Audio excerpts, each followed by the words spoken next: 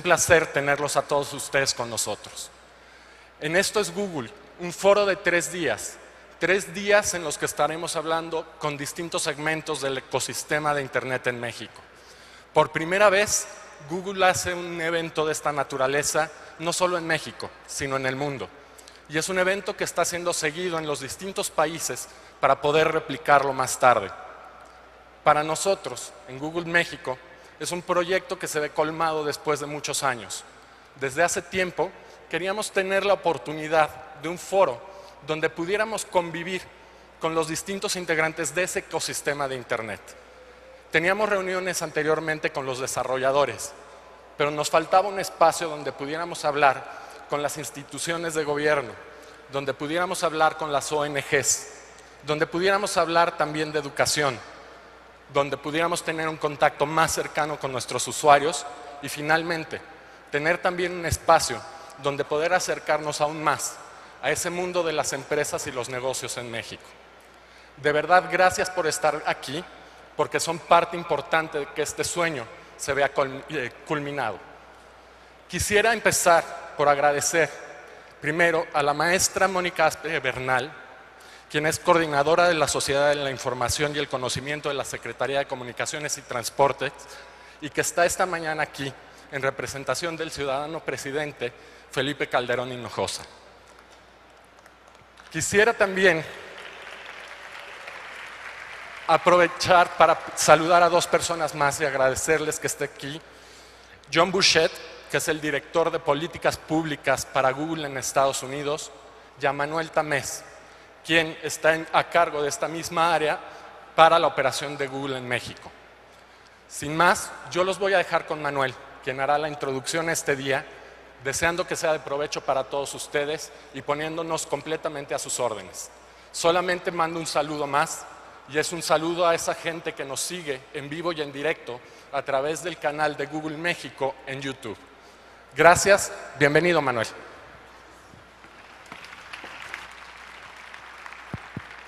Muchas gracias, Miguel. Y bueno, por supuesto también quiero aprovechar y empezar con una felicitación a Miguel Alba y a todo su equipo de Mercadotecnia de Google México que armaron este evento. Yo creo que de manera sencilla dicho, el evento más importante de Google en México en el año. Es un gusto ver tantas caras conocidas por acá. La intención de este evento de 3 días, como mencionaba Miguel, es aclarar muchas de las dudas que recibimos durante el año. Todo el tiempo nos están preguntando en diferentes áreas y en diferentes ámbitos de la industria, pero ¿qué es lo que hace Google? ¿Cómo puedo utilizar las herramientas de Google para mi causa? ¿Cómo puedo utilizar las herramientas de Google en la organización gubernamental, en la organización no gubernamental en donde estoy trabajando? ¿Cómo puedo utilizar Internet en mi campaña política? Etcétera, etcétera, etcétera. Además de cómo puedo utilizar las herramientas más tecnológicas, desde Java, JavaScript y demás, que fue lo que vimos ayer. El día de hoy en particular, como pueden ver, nos vamos a enfocar en gobierno, ONGs e instituciones gubernamentales y usuarios. Al final del día, todos ustedes son más que bienvenidos a quedarse a las pláticas que gusten desde ahorita hasta el final del día, si así lo desean. En la parte de gobierno vamos a hablar un poquito del futuro de Internet, de la apertura, de algunos casos de éxito en municipalidades, en estados, implementando herramientas de Google. En la parte de ONGs vamos a abordar muy claramente el tema de cómo tú puedes usar la tecnología, las herramientas de Google en particular, para apoyar tu causa, así como puedes también aplicar para los fondeos de Google a través de Google Grants, entre otras cosas muy interesantes. Y finalmente vamos a llegar al final del día en la parte de usuarios, en donde algunos diferentes Googlers nos van a explicar cómo las diferentes herramientas sirven y se pueden utilizar para cada uno, ya desde el punto de vista de un usuario final. Solamente les quiero decir que es un placer para nosotros tenerlos aquí, es un gusto verlos, es un gusto poder platicar y reunirnos aquí el día de hoy. Creo que va a ser un día muy interesante, creo que les va a servir mucho para sus diferentes causas y principalmente les quiero decir que se sientan en total libertad de acercarse a cualquiera de nosotros, cualquiera de los Googlers que estamos aquí el día de hoy, con sus dudas, sus preguntas. Es un placer, ustedes son nuestros invitados y para nosotros es un gusto tenerlos por aquí y platicar el día de hoy. Sin más, quiero introducir a Mónica Aspe, coordinadora de la Sociedad de la Información y el Conocimiento, quien nos va a hacer hoy el gran favor de inaugurar el evento y de dirigirnos unas palabras. Muchas gracias. Mónica.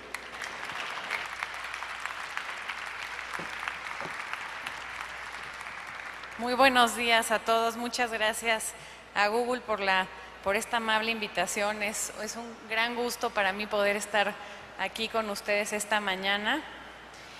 Hace poco tiempo asumí, apenas 2 meses y medio, asumí la coordinación de México y pues ha sido una muy grata experiencia. Estamos trabajando muchísimo.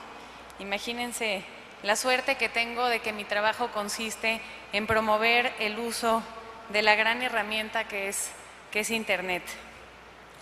Pueden estar seguros de que apoyar la transición del país a la sociedad de la información y el conocimiento es una altísima prioridad del Gobierno de la República, y en esto, aunque nos faltan, los números son ya muy contundentes. En México, la penetración de Internet ha mantenido un crecimiento promedio anual compuesto cercano al 17% entre el 2001 y el 2010.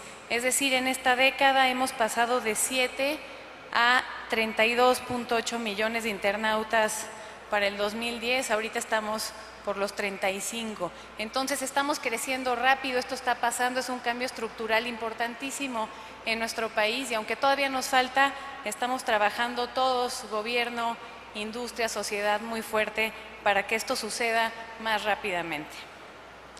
Y bueno, es indudable que los países que han apostado por las tecnologías de la información y la comunicación han logrado muy importantes avances en sus economías y en la calidad de vida de sus ciudadanos. El acceso de la población a la comunicación, a la información, al conocimiento, todo lo que nos permite, sobre todo el Internet, nos empodera, nos hace más productivos en un contexto global en el que, como saben, pues ya es imposible abstraerse de la competencia entre países, entre regiones, entre empresas, entre personas. Y imaginémonos por un momento lo que hubiéramos pensado cada uno de nosotros hace unos 30 años sobre lo que iba a ser el Internet en nuestras vidas. No hubiéramos podido imaginar, la mayoría de nosotros, que habría miles y miles de cursos en la red, que podíamos comprar casi cualquier cosa en Internet, que podíamos descargar libros, videoconferencias, las aplicaciones para la educación a distancia, para la salud a distancia. Pues todas estas maravillas del Internet eran cosas no previstas y pues creemos que aún viene lo mejor en este sentido. Pero todavía más no hubiéramos imaginado que esta red mundial nos iba a empoderar como ciudadanos para participar activamente en las decisiones más importantes de nuestras comunidades y de nuestro país. Internet nos está abriendo canales de comunicación directos con legisladores, con gobernantes, con candidatos. Y esto rompe ese papel unidireccional de los medios tradicionales de comunicación en los cuales el gobierno se comunicaba con sus ciudadanos de una forma pues unidireccional y digamos no había una posibilidad de respuesta. Esto lo está transformando el Internet y eso cambia nuestra democracia. El Internet es un instrumento democratizador fundamental que nos está abriendo esta gran posibilidad de tomar las riendas de nuestro destino como nación. Y precisamente por eso, porque es tan importante, es que nadie debe quedarse fuera. En lo que estamos trabajando es en reducir la brecha digital, que todos los mexicanos, las mexicanas tengamos acceso a estas tecnologías y a los enormes beneficios que conllevan para nuestras vidas. A eso nos dedicamos en México, tenemos avances importantes, como les decía, pero todavía desiguales para los distintos grupos sociodemográficos, hay diferencias regionales importantes y dentro de los estados de la República sabemos que también hay diferencias entre aquellos grupos socioeconómicos más privilegiados y los que han corrido con menos suerte en este sentido y por lo tanto el gran reto que enfrentamos no solo en el gobierno sino como país todos, industria, gobierno, sociedad, es el de emparejarnos, el de que todos los mexicanos tengamos acceso a estas tecnologías. Se trata de que juntos construyamos un México sin fronteras tecnológicas. En este sentido, la visión de Google de apertura, de facilidad para el usuario, nos ayuda mucho a reducir las barreras que enfrentan las personas que nunca han usado el Internet. Lo vemos cuando las personas se acercan por primera vez a una computadora, al Internet, hay miedo, hay resistencia, hay un tema de la educación que ha sido de no toques, no descompongas, etcétera, y atreverse a participar activamente, usar estas tecnologías, a realmente aprovecharlas para la vida de las personas, es algo a lo que Google nos ayuda mucho porque son herramientas intuitivas, son herramientas fáciles de usar y en este sentido pues nos entusiasma este tipo de eventos. Es un enorme reto el de romper la brecha digital y Google, como otras grandes empresas que han apostado por un Internet más útil, nos abre esta ventana de oportunidad del uso de nuevas aplicaciones de la red, como son los servicios de cómputo en la nube, las herramientas, los apps para el desarrollo de nuevas aplicaciones en línea y una nueva gama de servicios que están revolucionando la forma en la que hacemos las cosas en la red. Hoy más de 800 instituciones educativas en México usan Google Apps para educación, más de 150,000 estudiantes y profesores mexicanos usan diariamente Google para revisar su correo electrónico, para actualizar su calendario de actividades, para elaborar documentos compartidos, para usar otras herramientas de productividad como apoyo a sus labores académicas. Y de la misma forma, cada día crece el número de dependencias y de oficinas de gobierno que emplean las herramientas y servicios de Google para la administración pública. Esto nos hace más eficientes, nos ayuda a que el gobierno sea también más cercano a la población. Y ante este contexto, pues es que cobra un gran valor para México que se desarrollen este tipo de eventos. Muchas gracias a todos por estar aquí, por su interés, por participar. Este es un evento en el que se junta el talento de los jóvenes, la experiencia de los expertos en estas materias, cada quien desde su ámbito, el ámbito de su competencia, para que construyamos juntos un México más fuerte, un México más justo, con mayor inclusión de estos segmentos de la población que todavía se han mantenido al margen de las tecnologías. Nos ayuda este tipo de eventos para sumarlos, para que todos juntos podamos, como decía, llevar a México a ser un país sin fronteras tecnológicas. Muchísimas gracias a todos, muchas felicidades a Google, les deseamos un día muy productivo y muchas gracias. Manuel.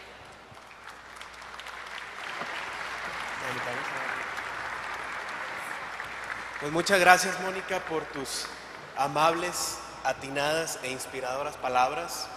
A nombre de Google te queremos dar un reconocimiento en agradecimiento a tu visita el día de hoy, ayudarnos a lanzar nuestro evento. Y bueno, aprovechamos para reconocer la labor de México, los grandes retos que están enfrentando y ofrecer, como siempre, el apoyo de Google a la causa y el compromiso de nosotros. Así es una pieza también para fomentar el talento mexicano. Son unos diseñadores del país que con serpentinas están haciendo estas maravillas. Muchas gracias por acompañarnos. Muchas gracias a ustedes.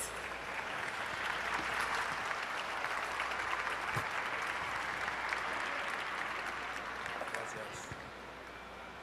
Qué bonito. Y sin más, pasamos a nuestra presentación, nuestro keynote speaker del día de hoy. Su nombre es John Burchett. John es el director de Asuntos Gubernamentales, Política Pública y Responsabilidad Social de Google para todo el continente americano, Canadá, Estados Unidos, Latinoamérica, Caribe. John nos visita hoy desde la ciudad de Washington y él tiene una amplísima experiencia en materia no solo de Internet, sino asuntos de gobierno en todo el continente, incluidos los estados individuales dentro de Estados Unidos. No les quito más tiempo, los dejo con John Burchett. John, adelante, muchas gracias.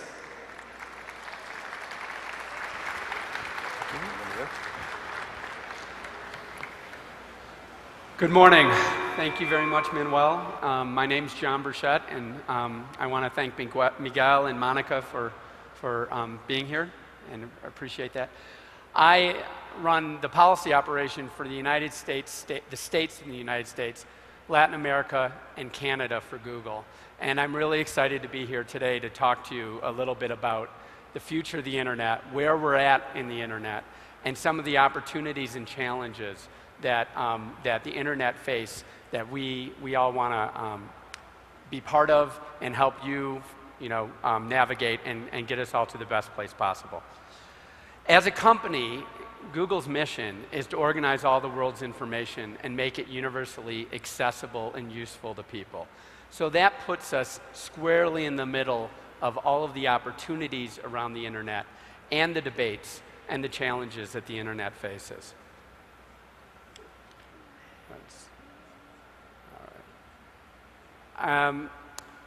We live in a unique time, the age of the internet. The web is literally the most powerful communication tool in the history of the world. 1/3 of the world's population is online, and that is growing fast. Before the internet, every form of communication was run by the rich and the powerful. The essential model of communication before the internet was the broadcast model. The rich, the powerful, the owners of the printer, the owners of the newspapers, the owners of television, or the government broadcast information to the population. It was a one-way communication tool. The internet's changed all that. The internet provides people now with the ability to leap borders, disregard convention, and to engage in an unprecedented level of debate on everything from movies to monarchy. And this leads us to one of the more fundamental aspects of today's internet. Its content is generated largely by users, and that's what's fueling the web growth and the societal change that we see. To give you some context about the magnitude of the internet today and the change that it's creating, here are some statistics. As of May 2011, there were 325 million websites in the world. To put that in context, there were only 623 websites in 1994. Mexico now has over 500,000 registered websites under the country domain, plus 220,000 top-level domains. In comparison, there were less than half that many 3 years ago. Researchers estimate,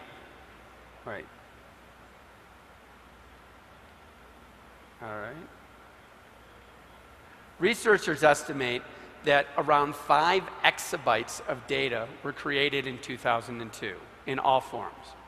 Now, 8 years later, it's estimated that more than 5 exabytes of data are created every single day. It's an astounding amount of information.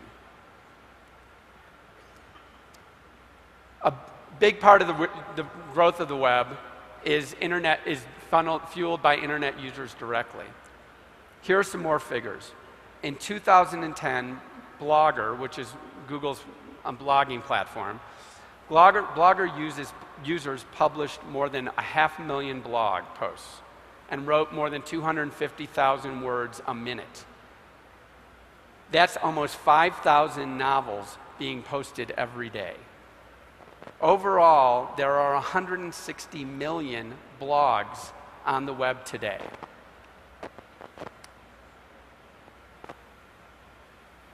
There are now more than 48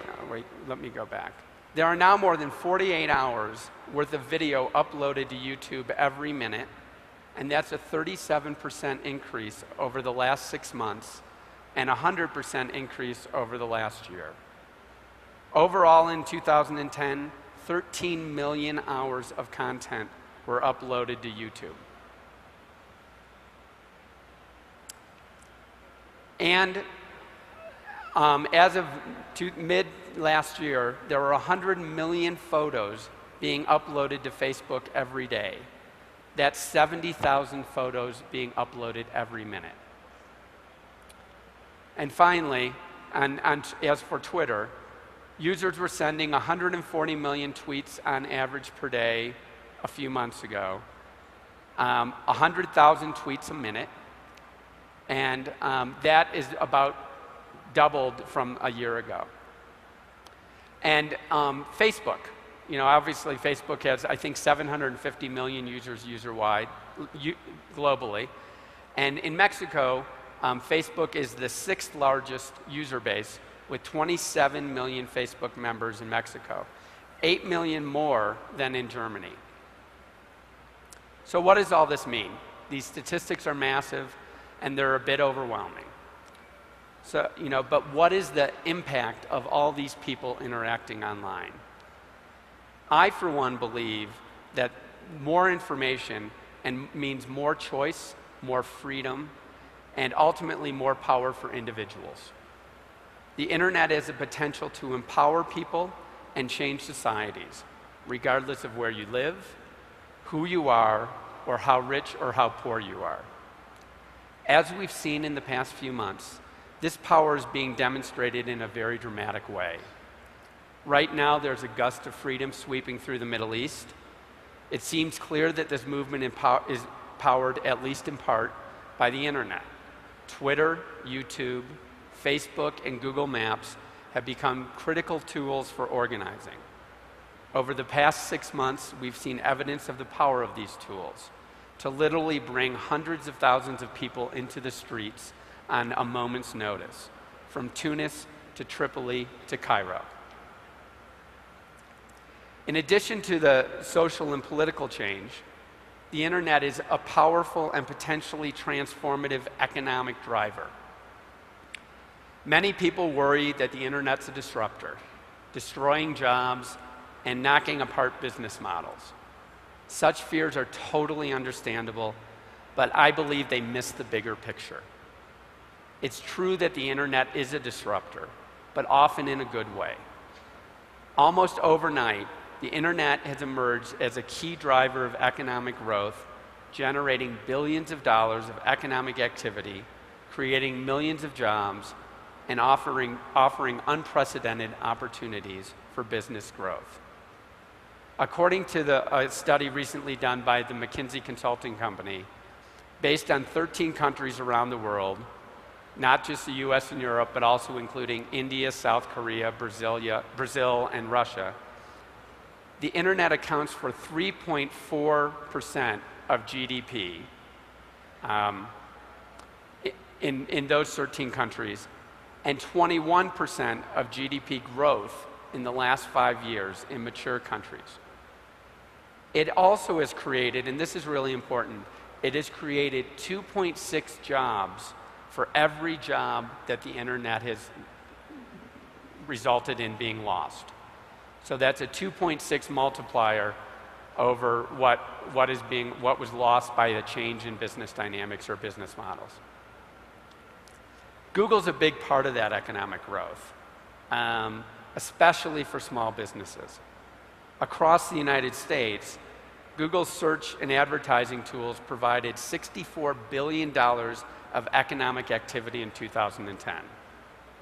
Moreover, according to another recently released study, the global value of search was $780 billion in 2009. Much of this activity comes from small businesses who, for the first time, are able to connect with a world audience in an affordable way.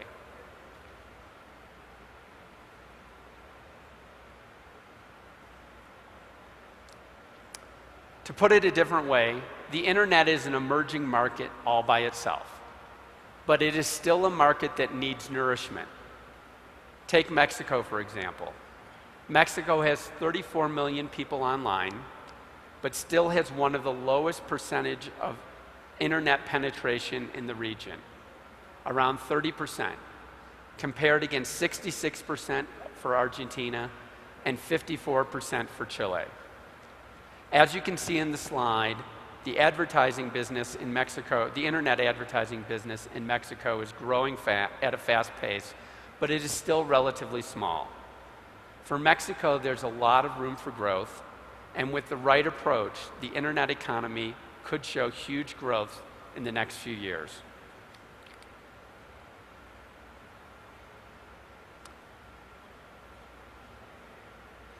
The internet is a particularly important opportunity for small and medium enterprises.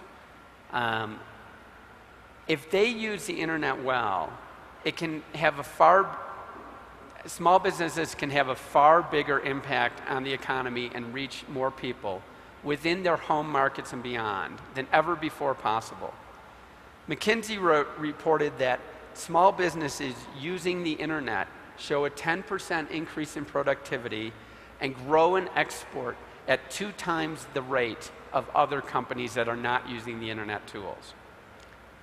Moreover, the internet, many studies have shown that small businesses and use of the internet are a driver of innovation and entrepreneurship within economies, which is a critical factor for economic growth and development, especially in the developing world. So, how can small businesses tap into the online opportunity? The first step is obviously to get a website, and this is where a lot of small businesses fall down. Overall, it's been estimated that out of approximately 90 million small businesses globally, only 25% have a website. This is a shame and a lost opportunity. The cost of selling online is relatively low, and it doesn't depend on infrastructure or geography. So we believe at Google it's really important, one of the most important things is to get as many small businesses online as we possibly can. The other problem is if you aren't online, we believe that small businesses are going to face the same digital divide that we're seeing in the rest of society. The businesses that are online will thrive and grow, and the ones that are not will really struggle and probably not move forward.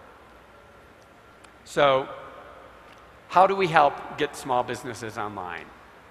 Google is entered into a partnership with a number of other companies and governments and other philanthropic organizations in various places around the world to start initiatives to help companies get online. We've done it in over 13 countries so far with pretty exceptional results. For example, just last week in Austin, Texas, we held an event and invited businesses who were not online to come.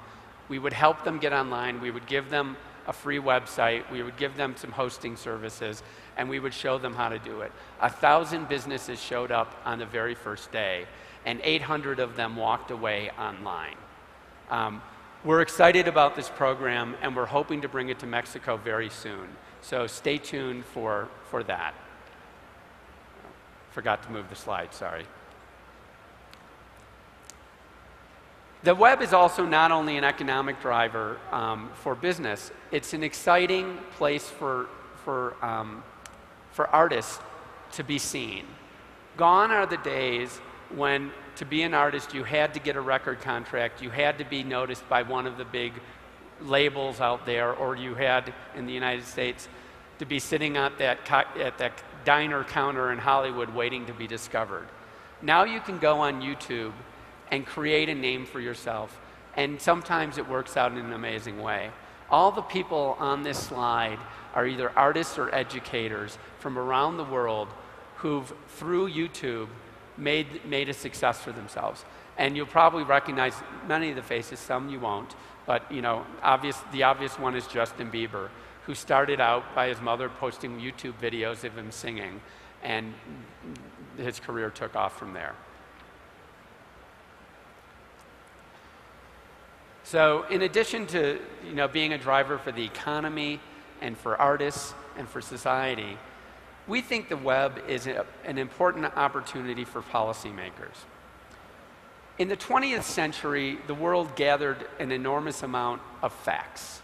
We learned about the human genome. We learned about, we gathered an enormous number of facts from all aspects of life. And we believe that in the 21st century, the real progress is going to be coming from taking all those facts and figuring out how to use them more effectively. You know, one great example of how that has worked in a project that I think many of you are aware of is a project inside of Google we call Google Flu Trends. Our engineers noticed at some point a few years back that whenever, before a flu outbreak occurred, rather than going first to a doctor, a lot of people were going online to Google and typing in flu or headache, cold, and looking for various help online. We went to the US National Institute of Health with sort of a theory that maybe we could predict where and when flu outbreaks were going to occur based on these user queries. We did a bunch of studies with them, and it turned out yes. In fact, we were about 2 weeks ahead in very accurate data of where flu trends were breaking out. And the NIH now uses that as a mechanism to deploy resources and hopefully save lives. We've taken that model, and during the H1N1 crisis here a couple years ago in Mexico, and we worked with the Mexican authorities on that issue, and we're able to have quite a bit of success there.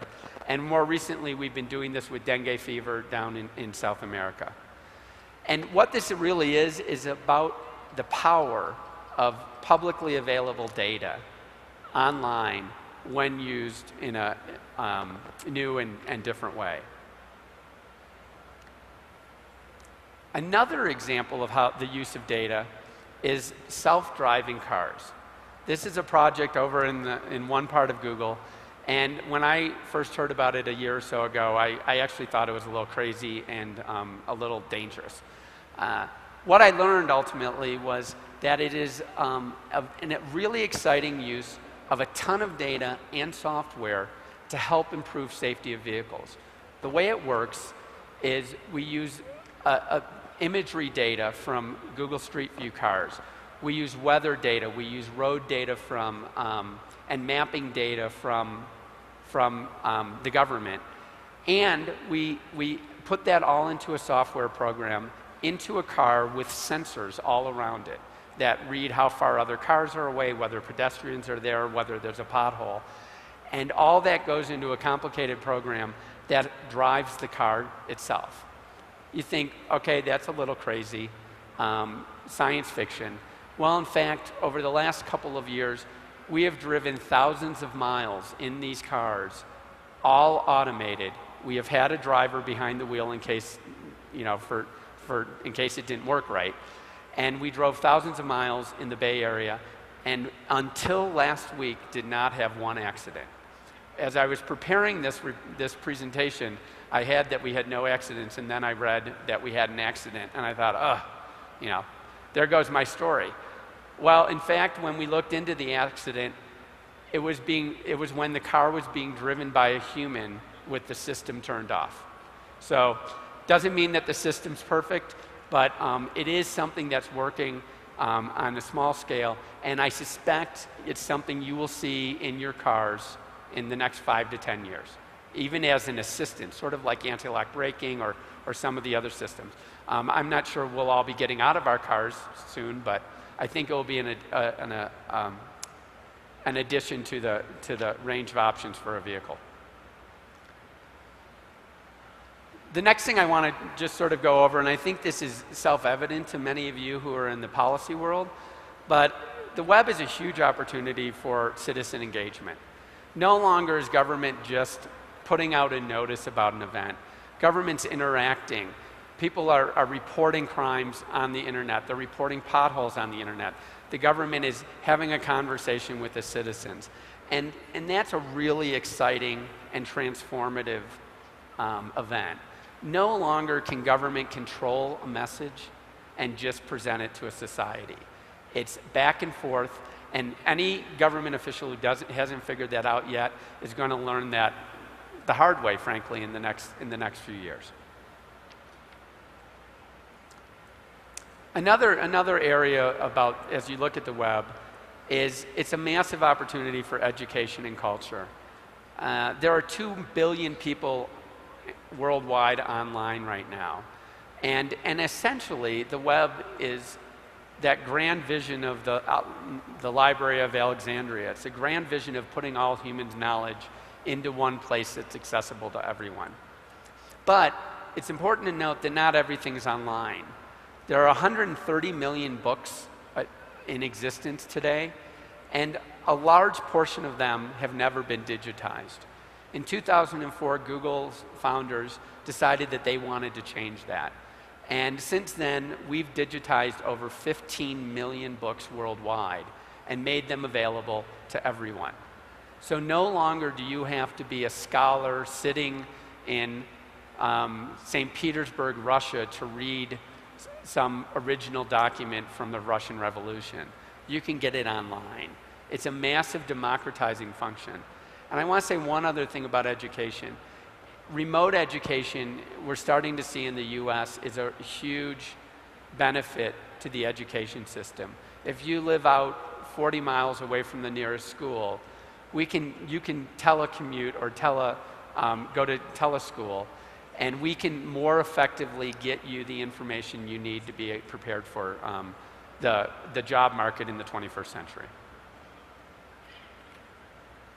So the question for policymakers is, how do we keep that innovation moving? And how do we make sure that we take the opportunity that the internet provides for our societies? The answer to that question is that we believe society needs to pursue policies and create an environment that encourages and not stifles the innovation of the internet. For Google, the innovation and the progress of the internet is all about openness. Openness of the internet, a culture of free expression, and a legal regime that encourages and supports democratized content creation. What do we mean when we talk about openness? Well, as you think about the internet, think about your ISP, your internet service provider, as the on-ramp to a freeway. You need to connect, you need to get onto the internet, and the internet service providers do a great job at helping us get there. But once you get onto this freeway on the internet, the access providers don't dictate to you how or what you can do. Instead, you, the end user, are then in control. You're in control of what lawful content and applications to access and use, and what you do on the internet. The open internet means that anyone, anywhere can create new applications or content and share them with the world. Anyone can share their opinions freely, and any entrepreneur, big or small, can innovate without having to get permission first. And consumers are in control of who can innovate. The open internet levels the playing field, and it allows new entrants to come in and provide a better product and a better experience for consumers. The open internet has spawned an explosion of innovation at the edges of the network, and the growth of companies like Google, Yahoo, eBay, Amazon, and Facebook, and many others would never have been possible without an open internet. Because the network is designed to be decentralized, the creators of new internet content and services need not seek permission from carriers or governments to be seen online. As a result, we have a whole array of unanticipated innovations, from VoIP to search to social networks to the clouds. These might never have occurred if there had been a gatekeeper to the internet that would have had to give permission for any of these types of innovations. A second way to think about the open internet is, just one second, is freedom of expression. I think we're getting stuck here.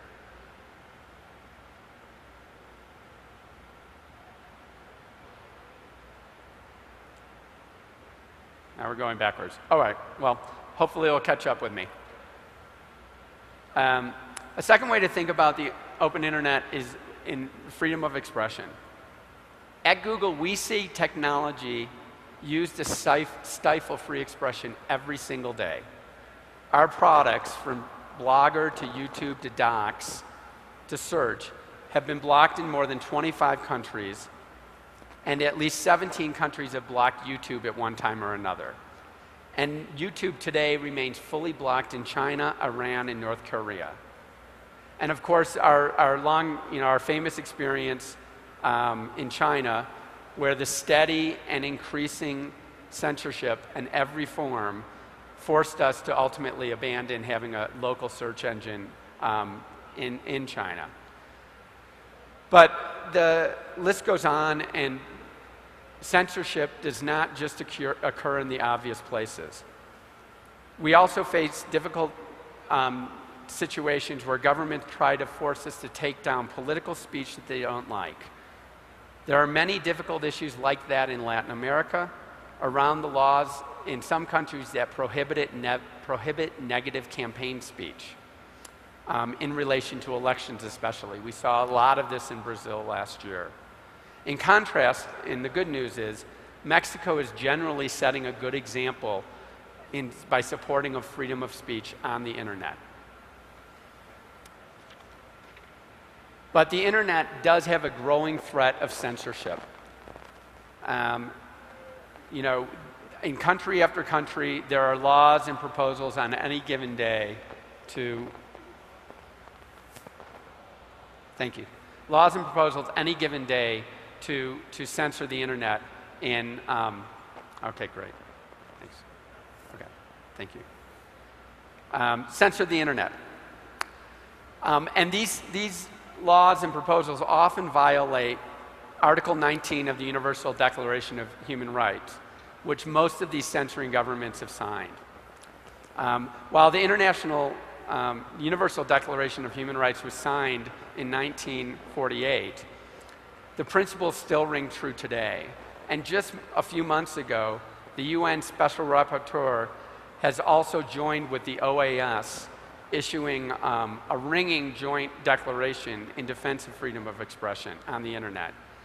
The declaration sets out some really important principles, including, and I want to read these. 1, freedom of expression applies to the internet as it does to all means of communication.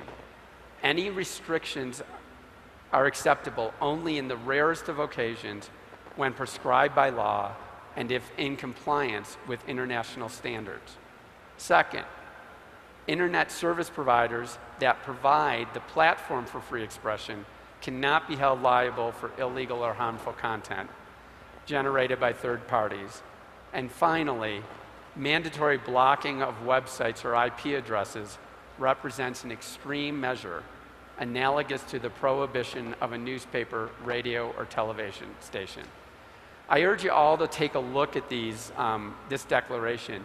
We really think it's groundbreaking and an exciting affirmation of the free expression that we need on the internet.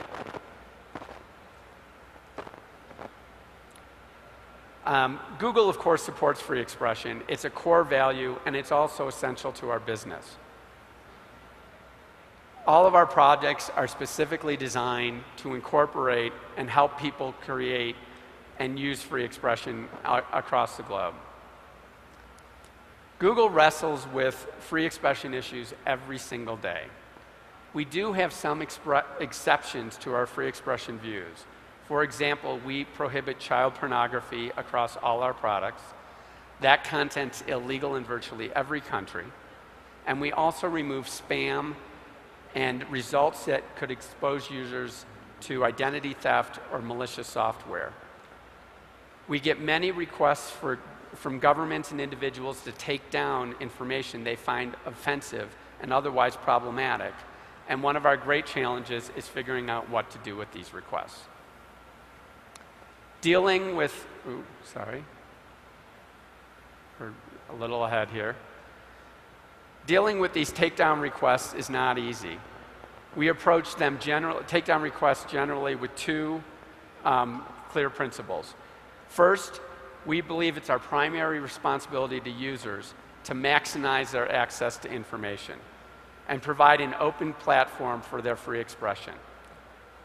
We do not have a standard one-size-fits-all approach to handling requests. Every situation is different. A decision to remove or filter content in one country may not be the same as we would do in another country. Every place has its own nuances, laws, and customs that we want to be sensitive to. When we do make a decision to filter content in response to local law, we have always been committed to doing it in as narrow a way as possible and to make sure that any removals are done locally, not globally. Let me give you a concrete example of how we handle a takedown request. When Saddam Hussein was executed a couple of years ago, somebody posted a video on YouTube of his execution. That is something that is clearly gruesome and clearly problematic. But we decided to keep it up, despite the extreme graphic violence. We did that because we thought it was an important historical documentary moment. However, there was another video showing the body of Saddam Hussein, and we decided to take that down. It was gory, it was disfigured, and we didn't believe that there was any purpose to the video other than to shock people. And so for that purpose, we decided to take it down. The point on this is there's no hard and fast rules. We're trying to do our best every day to exercise good judgment, but we have our hand firmly placed on the side of free expression, and it is an exception rather than a rule for us to take something down. The second sort of point, or our philosophy around takedown requests, is we want to be very transparent about that. We want the users and the world to know generally what we took down. So if we take down something out of search, we put a note saying that this was removed and why.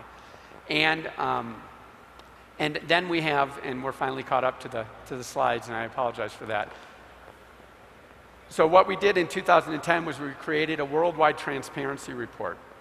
Essentially, all of the takedown requests we've received from governments and all of the requests for data we receive from governments. And you can go and you can find this online and, at www.google.com/transparency report. We found some really interesting things. Number one, that we got 4,000 official data requests from the United States. And that was over a 6-month period. Other big surprises, India and Brazil were among the leaders in the number of takedown requests and content removal requests. We think that is in part because of Orchid, which is a social network site of ours that's very popular in Brazil and in India. Mexico's numbers are actually quite good. There were less than 10 official requests for us to remove content, and we granted none of them. And there were 34 data requests, and we granted 56% of them. As far as I know, Google's the only technology company that makes this information public, but we think it's very important for the users and for governments worldwide to know that when they ask for information or they ask to censor content, that information is going to be public. The next policy area that I want to chat about briefly is copyright and how copyright law and intellectual property fits into the future of the internet. Okay, good. There are 4 points to copyright law that I want to go over briefly. One, we believe that an innovative 21st century copyright law has to have 4 components. One, it has to limit intermediary liability. That means that platforms cannot be held liable for content placed on them that we have not pre-filtered. If 35 hours of video is being uploaded to YouTube every minute, it is impossible for us or any other platforms to pre-screen information and videos and content for copyright. It's just not possible. We have developed some technical tools that we're working on with the content industry that can improve our ability to identify copyrighted materials and and then give the copyright owner an opportunity to either have it removed or to monetize that copyrighted information. But bottom line is third-party liability, intermediary liability, is a key component of thriving internet from a copyright perspective as well as a free expression perspective. The second aspect is making sure copyright law has flexible exceptions. In the United States, we have a concept called fair use.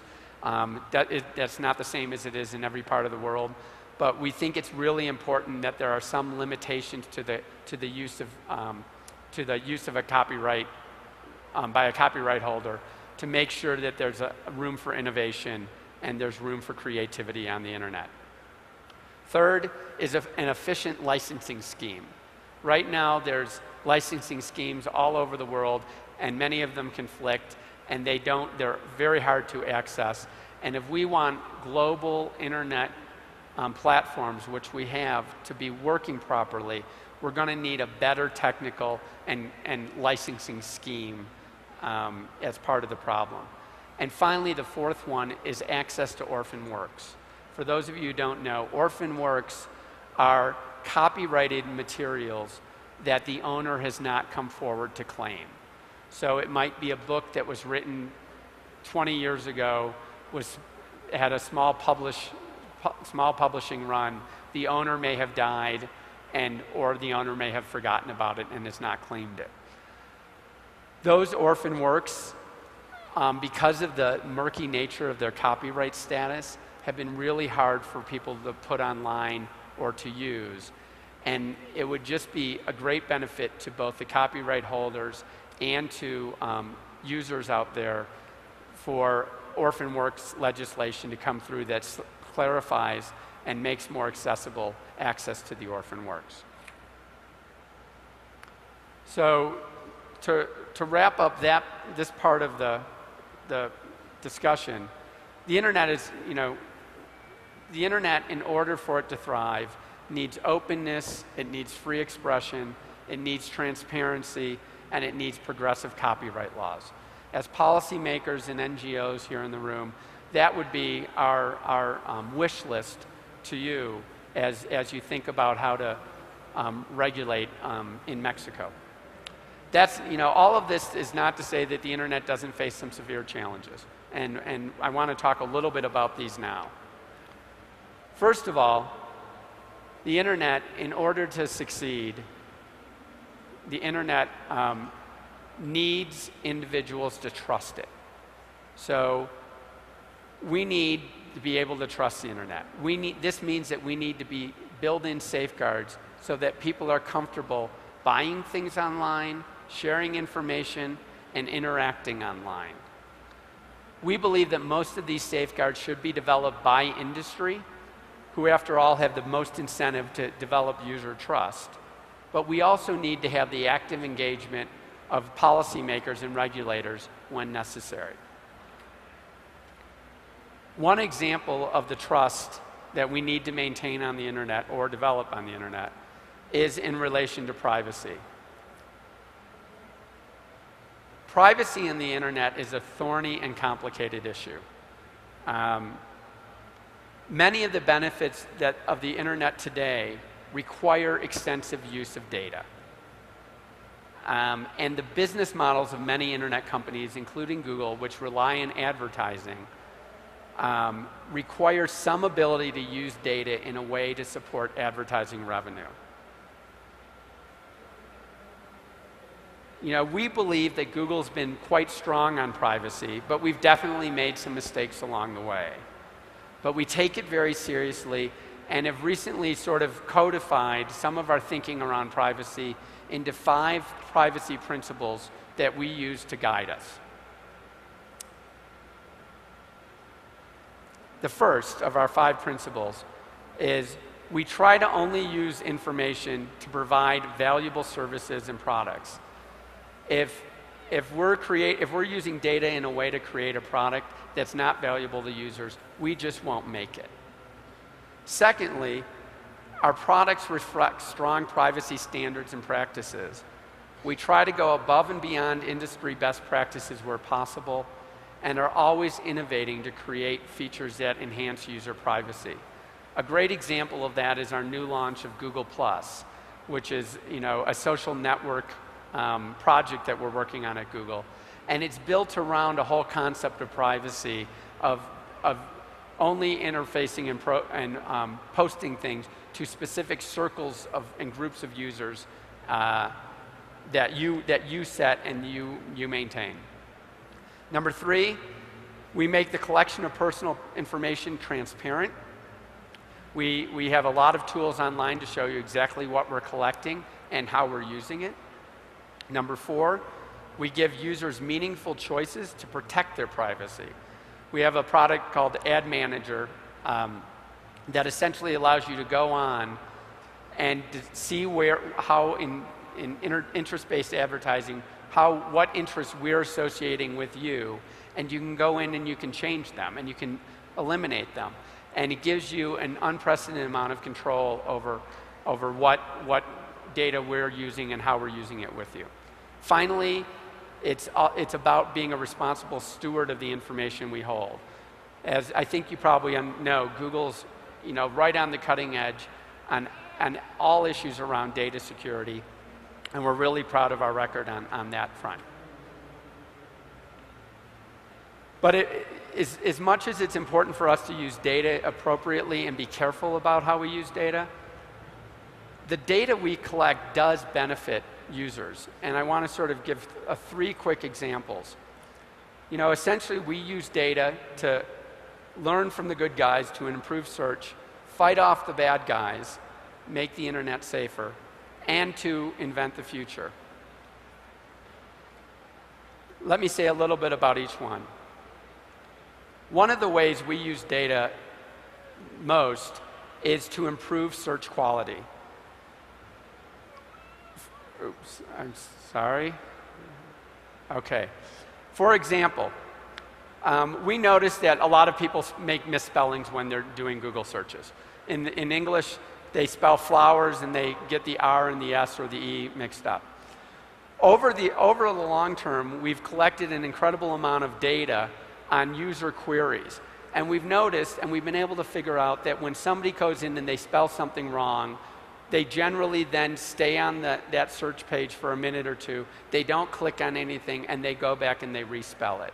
We've now been able to build products to predict when you're spelling something wrong so that we can offer you a corrected spelling immediately. And that has really improved and enhanced the search quality, but it takes a lot of data, especially in the long tail.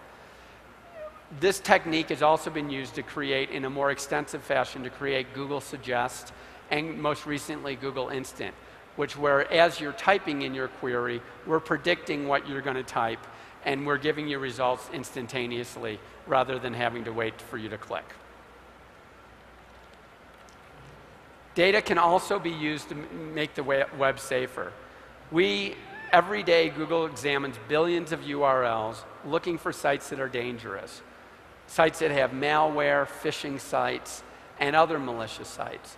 What we're able to do is we create a list of these sites, and whenever they show up on your search engine, we identify them as dangerous and hopefully help you avoid some of the problems that you have on the internet.